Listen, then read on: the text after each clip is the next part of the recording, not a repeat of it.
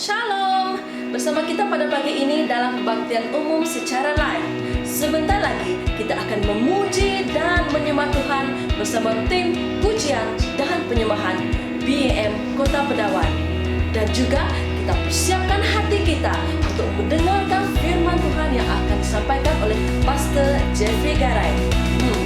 Mari kita bersama-sama mengikuti kebaktian pada pagi ini. Siapkan minda kita, siapkan hati kita. Mari kita memuji Tuhan.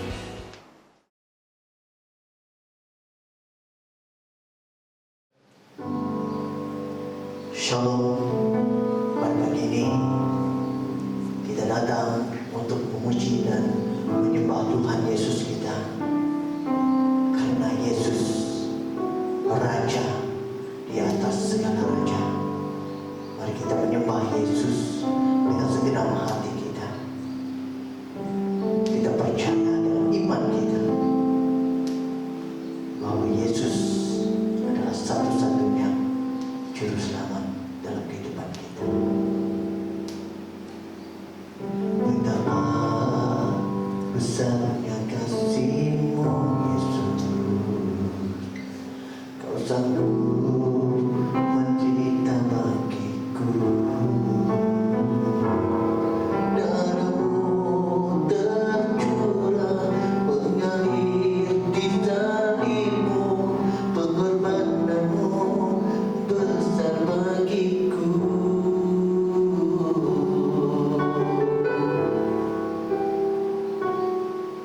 Yesusku, Engkaulah Tuhanku. Engkau ada bersama denganku. Tak pernah Kau tinggalkan aku dalam kesusahan, karena Kau Yesus ada di dalamku.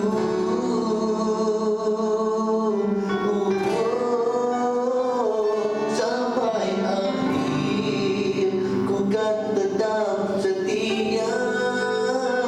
Sampai akhir ku kan tetap setia.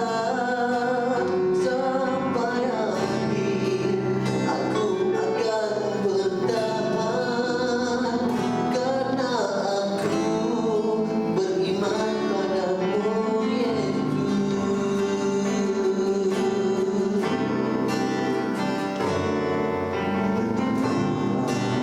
Besarnya kasih-Mu,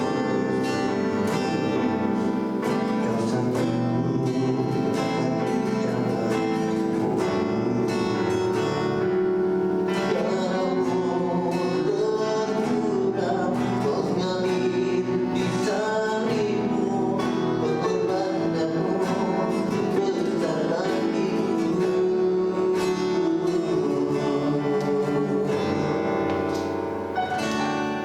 Yesusku, Engkaulah Tuhanku. Kau ada bersama.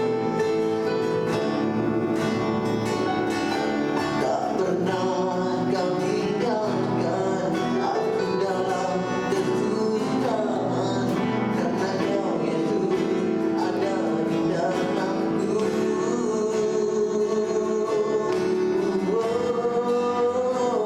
Sampai akhir ku kan terus berjuang. Sampai akhir ku kan tetap setia. Sampai akhir aku akan bertahan, karena aku beriman padamu Yesus. Karena aku beriman padamu Yesus. Karena aku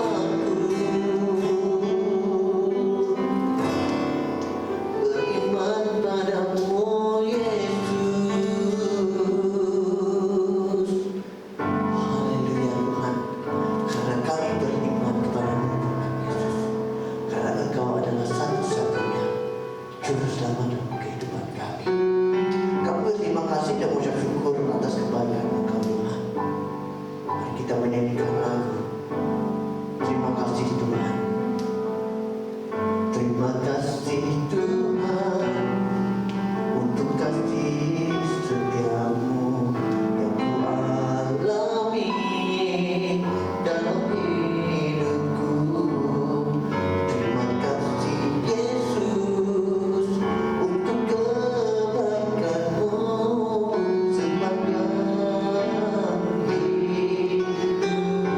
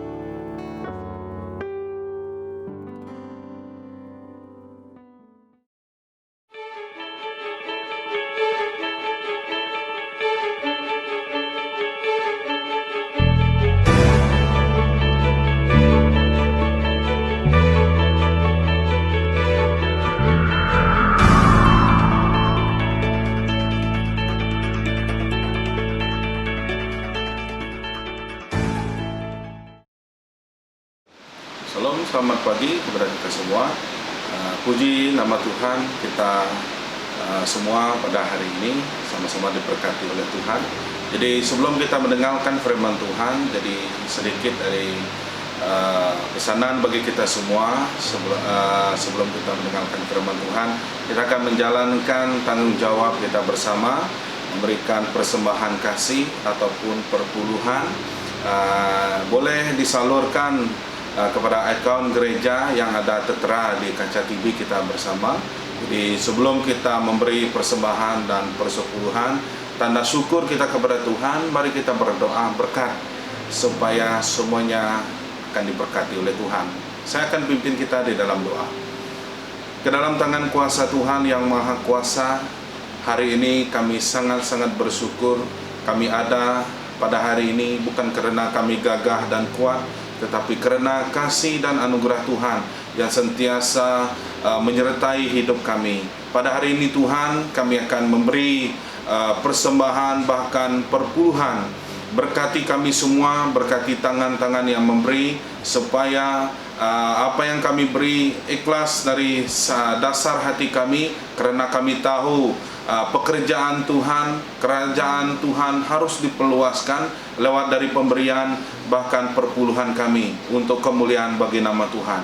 Berkati yang memberkati, berkati dalam pekerjaan, berkati yang tidak pernah merasakan berkat Tuhan, hari ini akan mengalami mujizat Tuhan, di mana semua jemaat Tuhan akan diberkati oleh Tuhan. Kami yakin dan percaya Tuhan membuka tingkap-tingkap langitnya, mencurahkan berkat Abraham, Ishak dan Yakub ke atas umat Allah yang percaya dan sungguh-sungguh mengasihi Tuhan. Terima kasih Tuhan yang tidak berkesempatan untuk memberi pada hari ini. Tuhan akan memberkatinya di dalam pekerjaannya, diberkati dalam rumah tangganya, anak-anaknya, dan kami yakin dan percaya Tuhan sentiasa menyertai hidup kami. Dan apa yang kami lakukan dengan tangan kami, apa yang kami kerjakan setiap hari, semuanya akan berhasil. Bahkan Tuhan akan menyertai hidup kami. Terima kasih Bapa, segala penghambat berkat, roh-roh iblis yang menghambat kami di dalam pekerjaan, di dalam nama Yesus kami hancur, kami tolak semuanya, dan kami percaya kuasa Tuhan akan menaungi setiap kami. Terima kasih Bapa, terpujilah namamu. Ini doa dan permohonan kami di dalam nama Yesus Kristus Tuhan yang hidup, kami berdoa. Amin. Terima kasih. Tuhan Yesus Kristus memberkati kita semua. Sampai jumpa. Salam dan selamat pagi pada kita semua. Puji nama Tuhan, kita hari ini dapat berkumpul bersama melalui live pada hari ini. Dan kita yakin dan percaya di dalam persekutuan kita bersama dengan Roh Kudus yang akan menyertai kita di dalam kebaktian kita pada hari ini. Jadi sebelum saya menyampaikan isi firman Tuhan bersama-sama dengan kita pada hari ini, mari kita berdoa. Saya pimpin kita di dalam doa bersama. Terima kasih Tuhan, kami sangat-sangat mengucap syukur atas segala kemurahan, kebaikan, dan penyertaan Tuhan dalam hidup kami. Sehingga pada hari ini, mungkin di antara kami yang telah mengalami mujizat Tuhan, mengalami kasih Tuhan, mengalami kesembuhan daripada Tuhan. Terima kasih Tuhan, sungguh kami bersyukur karena kami tahu Allah akan sentiasa menyertai kehidupan orang yang sungguh-sungguh mengasihi-Mu di dalam setiap kehidupan mereka. Terima kasih Bapa, pakai hamba-Mu pada hari ini, di mana kami akan membahas isi-isi firman Tuhan, yaitu dari firman Tuhan yang akan kami bentangkan pada pagi ini. Kiranya Tuhan memberkati hamba-Mu yang menyampaikan firman Tuhan pada hari ini. Kami mau setiap kami yang mengikuti bersama kebaktian pada pagi ini, semuanya akan diberkati oleh Tuhan. Biarlah kami dijadikan seorang murid yang mendengar isi hati Tuhan pada pagi ini. Pakai hamba-Mu Tuhan, hamba-Mu tidak lebih daripada saudara-saudaraku yang ada bersama kami, tapi Tuhan, memakai hamba-Mu menjadi penyambung lidah Tuhan, menyampaikan isi hati Tuhan pada pagi ini. Kiranya ada kekuatan-kekuatan si iblis yang mau mengganggu, menghilangkan fokus kami pada hari ini. Di dalam nama Yesus, yaitu Tuhan Yesus yang hidup, kami singkir, kami tolak semuanya jauh dari tempat kami, dari pikiran kami, bahkan dari hidup kami. Terima kasih Bapa, terpujilah namamu. Ini doa dan permohonan kami hanya di dalam nama Yesus Kristus Tuhan yang hidup, kami berdoa. Amin. Ya, mari kita membuka di dalam 1 Yohanes 1 ayat 5 sampai ayat yang ke-10. Ya, jadi sebelum kita membaca firman Tuhan ini, kita boleh merujuk kepada poin-poin yang telah saya sediakan di screen kaca TV di hadapan untuk memudahkan kita bersama mengikuti isi-isi khotbah bersama-sama dengan saya pada pagi ini. Mari kita membuka bersama di dalam 1 Yohanes 1 ayat 5 sampai ayat yang ke-10. Saya akan membaca. Dan inilah berita yang telah kami dengar dari Dia dan yang kami sampaikan kepadamu, Allah adalah terang dan di dalam Dia sama sekali tidak ada kegelapan. Jika kita katakan bahwa kita beroleh persekutuan dengan Dia, namun kita hidup di dalam kegelapan, kita berdusta dan kita tidak melakukan kebenaran. Tetapi jika kita hidup di dalam terang, sama seperti Dia ada di dalam terang, maka kita beroleh persekutuan seorang dengan yang lain, dan darah Yesus anaknya itu menyucikan kita daripada segala dosa. Jika kita berkata bahwa kita tidak berdosa, maka kita menipu diri sendiri dan kebenaran tidak ada di dalam kita. Jika kita mengaku dosa kita, maka Ia adalah setia dan adil sehingga Ia akan mengampuni segala dosa kita dan menyucikan kita dari segala kejahatan. Jika kita berkata bahwa kita tidak berbuat dosa, maka kita membuat Dia menjadi pendusta dan firman-Nya tidak ada di dalam kita. Jadi saya akan memetikkan satu tema untuk kita pelajari pada hari ini adalah power of integrity, yaitu integritas adalah sifat ataupun karakter Allah. Setiap orang percaya harus memiliki karakter ataupun sifat-sifat Allah dalam hidupnya. Karena ayat yang kita lihat, ayat yang kelima mengatakan Allah adalah terang dan di dalam Dia tidak sama sekali tidak ada kegelapan. Dan kita yakin dan percaya orang-orang yang percaya kepada Tuhan seperti ayat yang sesudahnya itu, ayat ke-6 dan ayat sampai ke ayat 10 membahas dan mengatakan bahwa jikalau Tuhan, sekiranya kita tidak ada persekutuan dengan Tuhan, berarti kita tidak mempunyai sifat-sifat Tuhan dalam hidup kita. Jadi, marilah kita sebagai orang-orang yang percaya kepada Tuhan harus memiliki sifat dan karakter Kristus dalam hidup kita. Jadi, ada satu ilustrasi yang akan kita lihat, ya, pelajaran dari alas kaki ataupun kapet yang tertulis di kapet itu adalah welcome. Ya, kita tahu mesti kita mempunyai kapet-kapet yang ada di rumah waktu ini, ya. Kita melihat di sana dan ada pertanyaan yang akan saya lihat, akan kita semua lihat bersama pada hari ini adalah, apakah pernah Anda mendengar alas kaki ataupun kapet tersebut meraung, berteriak kesakitan ketika diinjak-injak oleh kaki kita? Itu pertanyaannya. Dan kedua, apakah pernah alas kaki itu memilih orang-orang tertentu sahaja boleh mengelapkan kaki mereka? Dan ketiga, apakah pernah alas kaki mengatakan tidak untuk digunakan setiap kita? Ya, pernahkah Anda mendengar ketika Anda mengelap pulang dari kerja ataupun keluar dari tanas, keluar dari bilik dan keluar dari tempat-tempat lain, kemudian masuk ke dalam rumah, perlu kita, sebelum kita masuk ke pintu rumah, pasti kita mengelap kaki kita di alas kaki yang telah disediakan. Dan saya tahu, bahkan Anda sendiri tahu, pernah tak kita mendengar alas kaki itu berteriak minta tolong ketika kita mengelap kaki kita di atasnya? Pasti tidak, kan? Ya, jadi itu ilustrasi yang pertama. Jadi ilustrasi kedua, ya, pelajaran dari mangkok tanas. Ya, kita lihat di screen mangkok tanas yang termahal di dunia. Ya, kita melihat gambarnya di situ, zaman mewah dilengkapi dengan ciri kalis peluru serta bertatahkan lebih daripada 40.000 butir belian. Bayangkan, lihat Anda berapa nilai sebuah mangkok tanas itu. Ya, Jadi pertanyaan saya juga di sini, apakah pernah mangkuk tanas tidak menerima sesiapa yang menggunakannya? Meskipun menimbun ataupun menerima segala kekotoran dan kenajisan, ia tetap dipandang suatu benda yang sangat berharga. Ya, meskipun mangkuk tanas ini semahal apapun, dia tetap merelakan dirinya untuk digunakan sebagai benda yang mampu bertahan dan menerima sesiapapun. Di sini kita melihat dua ilustrasi yang kita lihat di sini.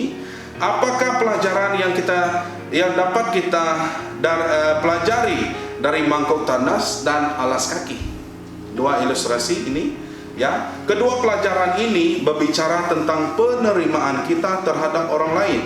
Mungkin kita selalu mendapatkan atau menimbun perkara-perkara yang tidak baik, tetapi tetap setia. Ya. Karena Allah melihat perbuatan kita dan menghargai kita, karena kita sungguh berharga di matanya Allah. Karena cara pandang Allah tidak seperti cara pandangan manusia kita. Orang Kristen jika tidak mampu menerima orang lain adalah orang Kristen yang tidak memiliki karakter Allah. Di dalam dia sama sekali tidak ada kegelapan. Itu adalah sifat Allah yang harus ada di dalam kehidupan orang-orang yang percaya kepada Tuhan pada hari ini.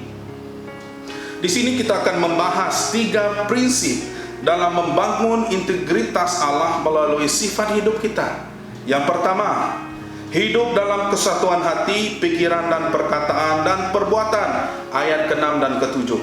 Jujur, harus tulus, apa adanya, hidup tanpa topeng. Ya, itu adalah hidup orang-orang yang percaya kepada Tuhan. Ya. Hidup orang percaya yang memiliki integritas Tuhan Yesus, ya, ataupun memiliki integritas Allah dalam hidupnya harus hidup tanpa bertopeng. 1 Yohanes 1 ayat 7 mengatakan, jika kita hidup di dalam terang, maka kita beroleh persekutuan seorang dengan yang lain. Itu firman Tuhan yang akan menegaskan untuk hidup kita di dalam kesatuan hati, pikiran, perkataan dan perbuatan. Lakukan apa yang kamu katakan, ya. Walk you talk. Kita harus melakukan apa yang kita lakukan. Bukan hanya kita pandai berbicara tetapi tidak pernah melakukan apa-apa. Mungkin kita mempunyai cadangan pikiran semua begini-begini di dalam pelayanan pekerjaan ataupun di dalam keluarga, banyak yang kita rancang tetapi kita tidak melakukan apa yang kita perbuat. Ya, Matius 5 ayat 37 mengatakan, jika ya, hendaklah kamu katakan ya, jika tidak, hendaklah kamu katakan tidak. Harus tepat dengan apa yang kamu bicarakan. Hidup kudus adalah salah satu gaya hidup anak-anak Tuhan. Kekudusan bukan hanya dalam hal-hal yang bersifat moral dan seksual, tetapi juga dalam pikiran dan perkataan kita bersama. Amin. Ya. Jadi poin yang kedua, hidup dengan prinsip yang benar. Ayat ke-8 kita boleh merujuk. Ayat ke-8 dengan mengatakan kita tidak berdosa. Kalau kita tidak berdosa, berarti kita menipu diri sendiri dan kebenaran tidak ada dalam diri kita. Jangan pernah kita mengaku bahwa kita ini tidak berdosa, tetapi akuilah dosamu di hadapan Tuhan. Itu adalah kehendak Tuhan. Karena Tuhan ingin kita selalu mengakui dosa-dosa kita. Bahkan setiap kali kita berdoa, kita pun harus minta pengampunan kepada Tuhan terlebih dahulu, sehingga doa-doa kita dijawab bahkan diberkati oleh Tuhan.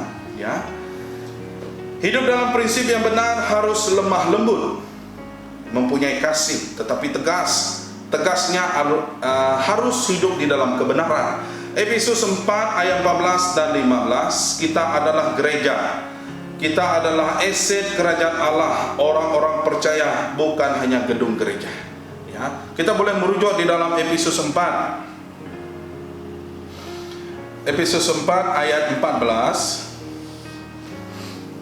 Sehingga kita bukan lagi anak-anak yang diombang-ambingkan oleh rupa-rupa angin pengajaran, oleh permainan palsu manusia dalam kelicikan mereka yang menyesatkan, tetapi dengan teguh berpegang kepada kebenaran di dalam kasih, kita bertumbuh di dalam segala hal ke arah Dia, Kristus yang adalah kepala.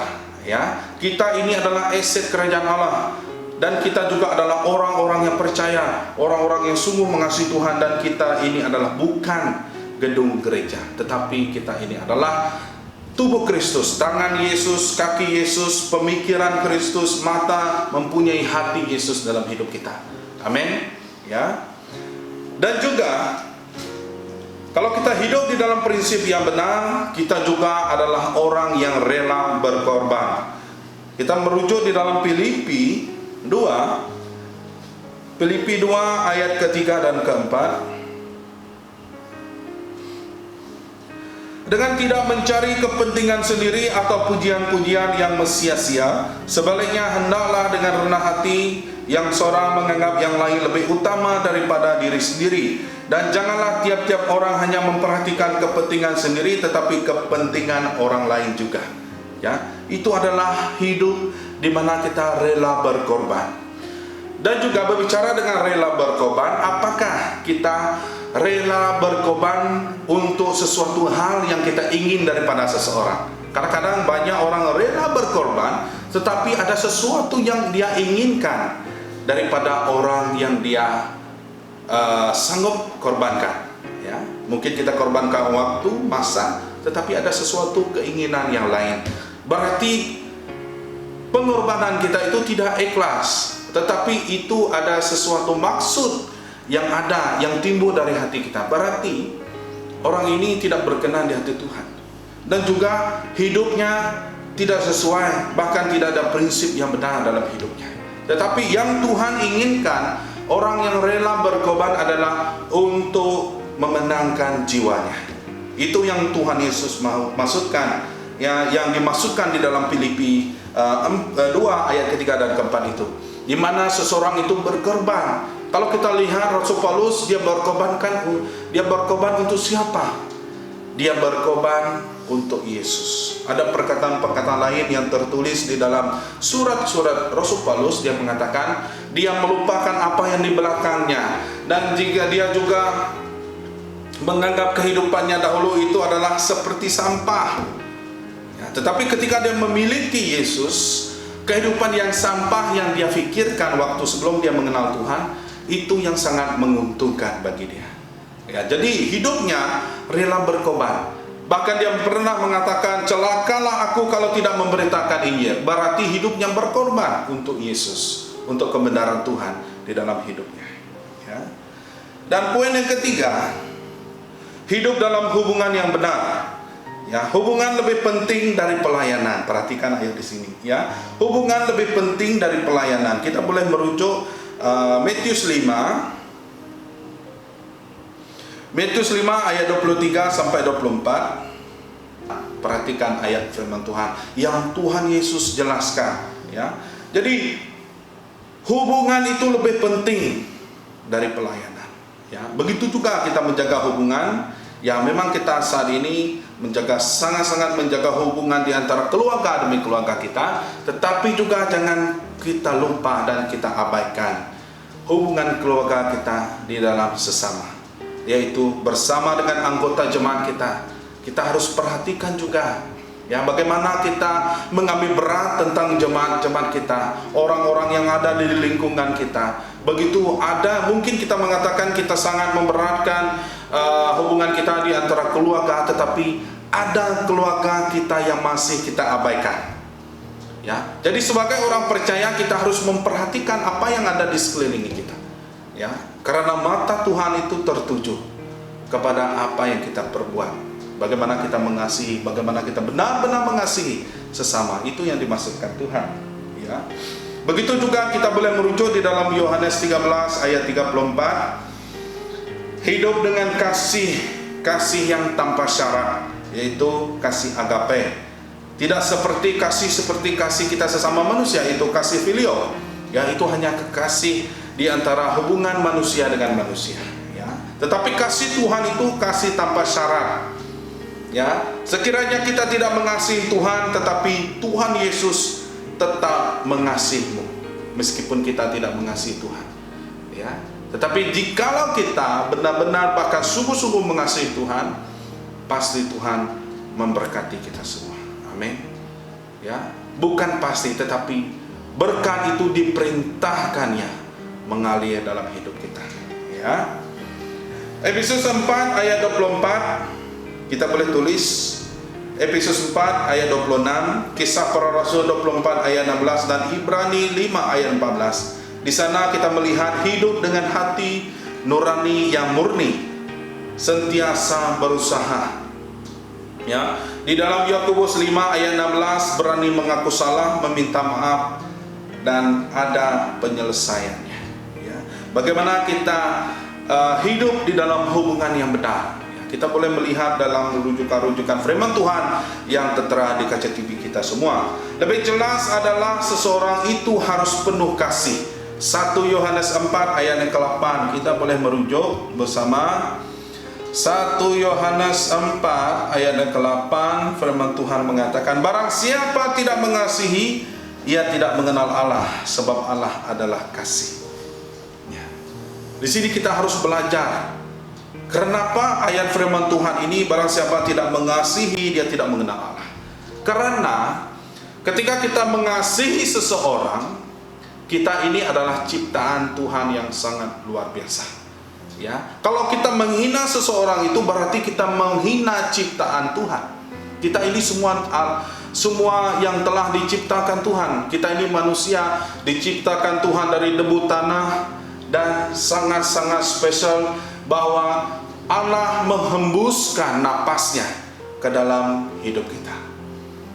Ya, sekiranya kita tidak mengasihi sesama, berarti kita sangat membenci ciptaan Tuhan. Firman Tuhan ingin mengajar kita supaya kita mengasihi sesama.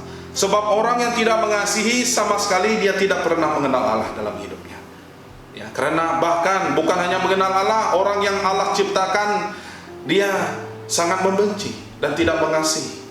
Berarti orang itu tidak mengenal Allah. Meskipun dia mengatakan dia orang percaya, tetapi kalau dia tidak suka dengan satu dengan yang lain, berarti dia membenci apa yang Allah telah ciptakan.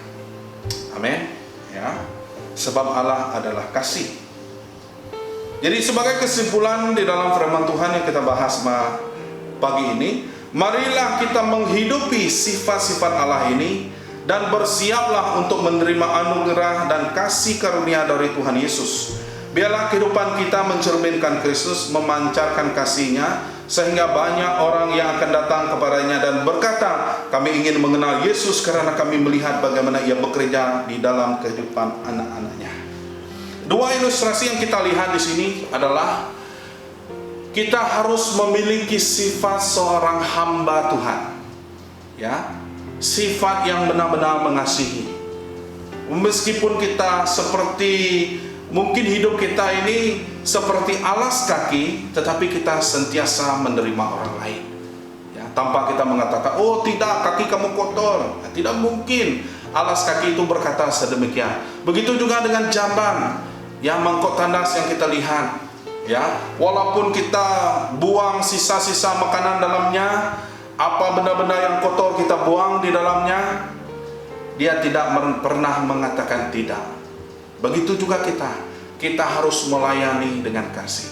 Tetapi kedua ilustrasi yang kita lihat pada hari ini adalah suatu benda yang berharga dan amat diperlukan. Alas kaki, kalau kita lihat rumah, di mana-mana rumah pun harus ada alas kaki, karena kita sangat memerlukannya. Begitu juga Allah sangat memerlukan kita. Mungkin kita dipakai Allah menjadi alat seperti alas kaki ataupun tandas, tetapi dua benda ini sangat berharga di mata Tuhan. Kita lihat mangkuk tandas tadi, kita buang sisa makanan kita di dalamnya, tetapi tengok berapa harganya, saudara dan saudaraku. Ya, betapa berharganya. Begitu juga kita, Tuhan sangat memandang kita yang memiliki integritas, integriti Allah harus ada dalam hidup kita. Mohon Roh Kudus berbicara kepada hati nurani kita. Siapa saja orang yang pernah dirugikan atau dirugikan akibat perkataan ataupun perbuatan kita dan belum pernah diselesaikan, silakan saudara-saudariku yang kukasihi di dalam Kristus, silakan lakukan sesuatu permohonan, memohon kemaafan dan mengakulah apa yang sudah kamu lakukan kepada mereka. Mungkin kamu pernah menyakiti hati orang. Mungkin kamu tidak senang dengan dia. Kamu menyimpan dendam. Jadi saya relakan dan saya dorong kita semua untuk mengakui dan meminta maaf kepada mereka yang pernah kita sakiti. Ya.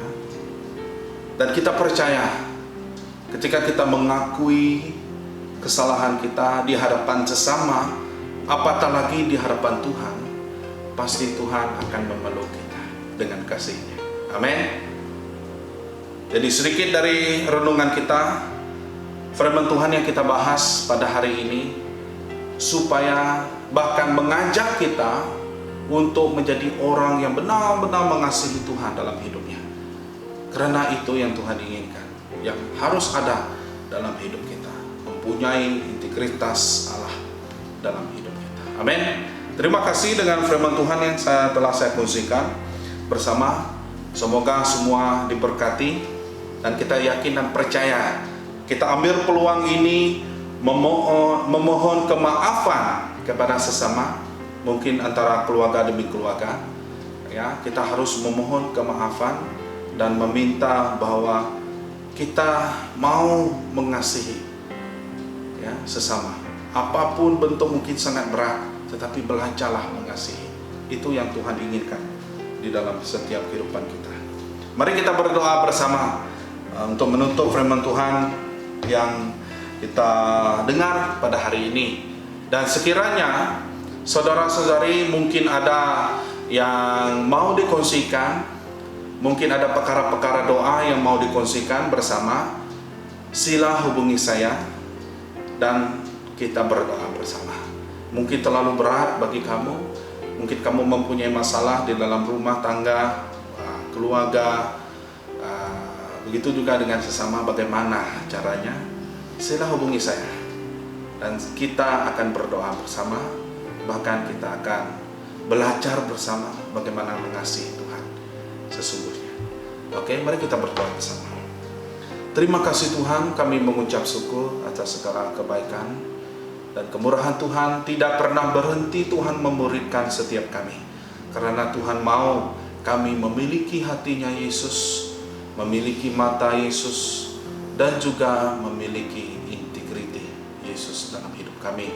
Karena Tuhan mau hidup kami masuk ke dalam kesempurnaan. Mungkin waktu ini kami belum sempurna, tapi biarlah kami sentiasa belajar menjadi seorang murid untuk mencapai kesempurnaan yang Tuhan inginkan dalam hidup kami. Terima kasih Bapa, hamba-Mu telah selesai berbicara. Kiranya saudara dan saudari kami yang mengikuti kami pada hari ini diberkati bersama-sama dengan kami pada hari ini. Terima kasih Tuhan, yang sakit Kau sembuhkan Tuhan, yang susah Kau hiburkan, keluarga yang berantakan hari ini biarlah Tuhan akan mempersatukan, dan juga jarak di antara keluarga-keluarga yang mungkin keluarga di dalam keadaan situasi yang tidak baik, hari ini Tuhan memulihkan. Kami yakin percaya kesempatan yang Tuhan berikan kami pada hari ini biarlah kami gunakan dengan baik pada hari ini Tuhan, karena kami tahu waktu Tuhan sudah sampai tibanya di dalam hidup kami. Terima kasih Bapa, terpujilah nama-Mu. Di dalam nama Yesus kami berdoa dan mengucap syukur. Amin. Terima kasih, Tuhan Yesus Kristus memberkati. Sampai kita jumpa minggu hadapan, hari dan waktu yang sama, hari Minggu. Selamat beribadah dalam nama Yesus. Amin.